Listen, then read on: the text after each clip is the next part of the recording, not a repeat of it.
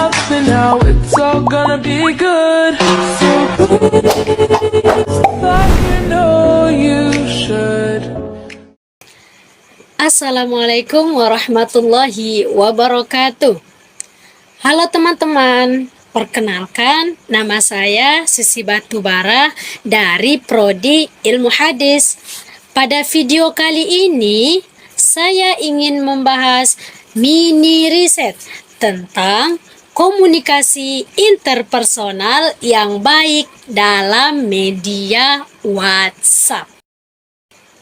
Nah, teman-teman pasti tahu, di era digital ini, media WhatsApp itu adalah media utama untuk berkomunikasi, khususnya kita para mahasiswa ini. Tapi seringkali ketika kita berkomunikasi melalui media WhatsApp, justru sering menimbulkan salah paham karena tidak bertatap muka langsung. Jadi, pada video kali ini kita akan membahas tentang apa itu komunikasi interpersonal. Yang kedua, apa ciri-ciri komunikasi interpersonal yang baik, dan yang ketiga, contoh studi kasus yang sering kita temui di kehidupan sehari-hari. Masuklah kepada pembahasan yang pertama. Apa itu komunikasi interpersonal? Baik, saya mengambil dari satu jurnal. Menurut jurnal Efektivitas Interpersonal dalam Penggunaan WhatsApp pada Mahasiswa yang terbit di JIIC pada tahun 2025. Komunikasi interpersonal menurut De Vito adalah komunikasi antara dua orang atau lebih yang mempengaruhi dan memberi umpan balik. Jadi, kita sudah paham tentang komunikasi interpersonal ini adalah komunikasi yang dilakukan oleh dua orang atau lebih yang memberikan efek dan menimbulkan feedback atau umpan balik. Masuklah kepada pembahasan yang kedua, yaitu ciri-ciri komunikasi interpersonal yang baik. Pada jurnal ini juga disebutkan ciri-ciri komunikasi interpersonal yang baik, yaitu ada 5 ciri utama. Yang pertama, ada keterbukaan. Nah, ketika kita melakukan komunikasi melalui media WhatsApp dengan teman kita, maka kita harus menyampaikan komunikasi itu, pesan, dengan jujur dan jelas. Yang kedua, ada empati. Empati ini adalah memahami perasaan lawan bicara. Nah, ketika kita menyampaikan pesan, kita harus memahami perasaan lawan bicara kita. Jadi, seperti kita harus memikirkan perasaan apa yang akan dia rasakan ketika kita mengirim pesan tersebut. Yang ketiga, ada dukungan, yaitu saling membantu dan memberi semangat. Yang keempat, ada kepositifan, yaitu menggunakan bahasa yang sopan dan positif.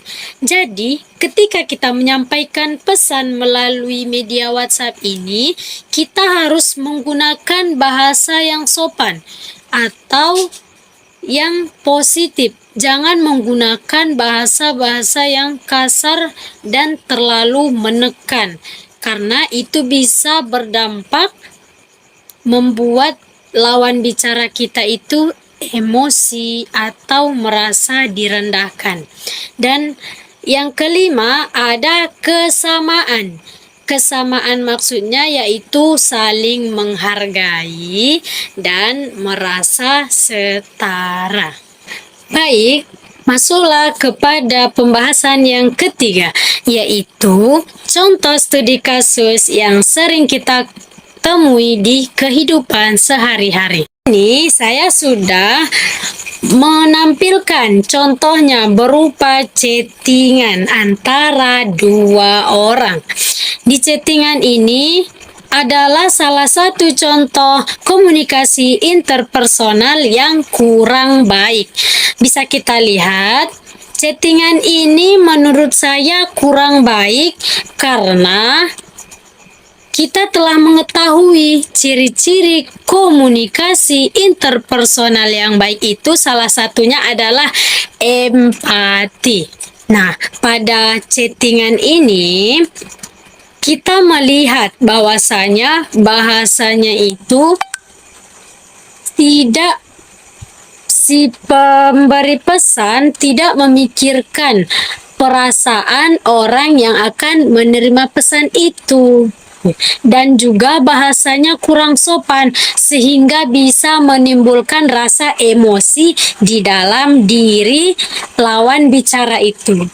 Masuklah ke contoh studi kasus yang kedua, yaitu sudah kita tampilkan, dan ini adalah contoh komunikasi interpersonal yang baik. Bisa kita lihat bahwasanya bahasa yang digunakan di dalam komunikasi ini sangat baik, jelas, dan juga sopan, sehingga si penerima pesan tersebut bisa memahami pesan yang disampaikan itu dengan jelas. Oke, dari video mini riset sederhana ini, saya juga melakukan wawancara terhadap saudara kita, yaitu salah satu mahasiswa juga.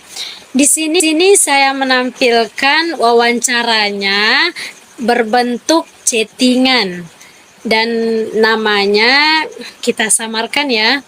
Jadi saudara kita ini atau teman kita ini mengatakan bahwasanya media WhatsApp sangatlah berpengaruh untuk dia. Ada sisi positifnya dan ada juga sisi negatifnya.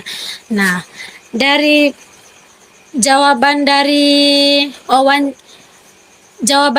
teman kita bahwasanya media WhatsApp dari sisi positifnya adalah dia bisa berkomunikasi dengan orang yang jauh. Contohnya seperti mungkin orang tua yang di kampung halaman atau sanak saudara. Terus ada juga sisi negatifnya, yaitu katanya orang yang mengartikan pesan darinya itu terkadang salah paham. Mungkin karena kurang jelasnya pesan yang dituliskan mungkin. Kesimpulan yang dapat saya ambil dari video mini riset ini, bahwasanya komunikasi interpersonal yang baik itu adalah dengan yang pertama harus berkomunikasi secara terbuka, dan yang kedua harus empati atau memikirkan perasaan orang lain, dan yang ketiga menggunakan bahasa sopan, dan yang keempat tidak boleh merendahkan agar hubungan kita tetap terikat dan tidak ada perpecahan. Baik, cukup sekian mini riset dari saya, video mini riset dari saya. Jika ada kesalahan mohon dimaafkan. Semoga video ini bisa bermanfaat untuk teman-teman sekalian. Assalamualaikum warahmatullahi wabarakatuh.